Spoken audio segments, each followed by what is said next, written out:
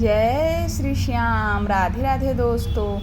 आज हम श्री दुर्गा सप्तशती के अंतर्गत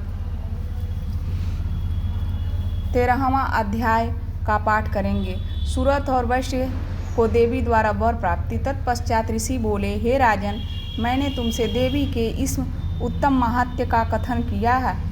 इस सृष्टि की धाराएं त्रिदेवी ऐसी ही महिमा है। उन्हीं के द्वारा ज्ञान का विकास होता है। भगवान विष्णु की माया शक्ति स्वरूपा उन भगवती के द्वारा ही तुम ये वैश्य और अन्य विवेकहीन प्राणी मोहाविष्ट होते हैं। इस समय भी मोहग्रस्त हैं और इसी तरह भविष्य में भी होते रहेंगे। हे महाराज, उन्हीं परमेश्वरी के तुम शरणापन्न हो। अपने उपासकों को वे भोग, स्वर्ग अर्थात अंत में मोक्ष लाभ देती हैं। तब मार्कंडेय मुनि ने कहा, उत्तम व्रतधारी महाभाग महर्षि वेदा ऋषि से ऐसे बात सुनकर राजा सूरत ने उन्हें प्रणाम किया। राजभ्रष्ट होने के कारण वे अत्यंत क्षुब्ध एवं मोहासक्त हो गए थे।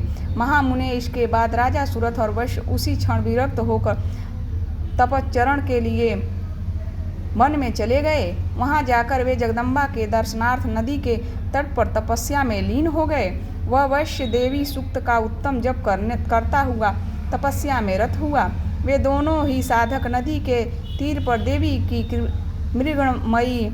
मृण्मयी मूर्ति स्थापित करके उनकी पुष्प धूप और होमादि कर्म के द्वारा उपासना में लग गए। सबसे पहले उन दोनों ने अपने आहार को संकल्प स्वल्प कर दिया। तदंतर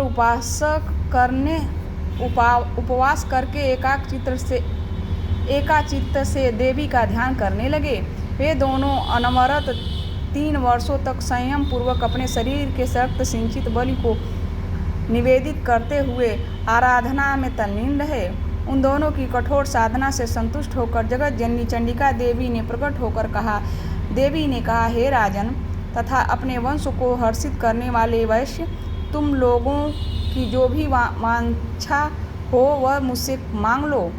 मैं तुम दोनों पर प्रसन्न हूँ, अतः तुम्हारे लिए मेरे पास कुछ भी अदेय नहीं है। तब मार्कंडेय मुनि ने कहा, राजा ने देवी की बात सुनकर पुनर्जन्म में अखंड राज्य सुख भोग करने का वर तथा वर्तमान जन्म में भी शत्रु के सैनिक समूह को परास्त करके पुनः राज्य हस्तगत करने का वरदान प्राप्त किया। वैश्य बहुत ही बुद्धिमान व्यक्ति था। उसका चित्त सांसारिक कर्मों से विरक्त हो चुका था। इसलिए उस वैश्य ने देवी से ममता रहित एवं अज्ञान विनाशक ज्ञान की प्राप्ति का वरदान मांग लिया। देवी ने पुनः कहा, हे राजन, तुम अपने शत्रुओं को पराजित करके अल्प समय में ही अपने राज्य को पुनः प्राप्त कर लोगे। अब इस राज्य पर तुम्हारा स्थायी प्रभुत्व रहेगा। तुम मृत्यु के बाद सूर्यदेव के अंश से जन्म ग्रहण करके इस भूलोक में सावर्णिक मनु के नाम से प्रसिद्ध होगे। हे वैश्य श्रेष्ठ, तुमने मुझे जिस वर प्राप्ति की कामना की है उसे भी मैं तुम्हें सहर्ष देती हूँ। तुम्हें मोक्ष लाभ के हेतु ज्ञान की उपलब्धि होगी।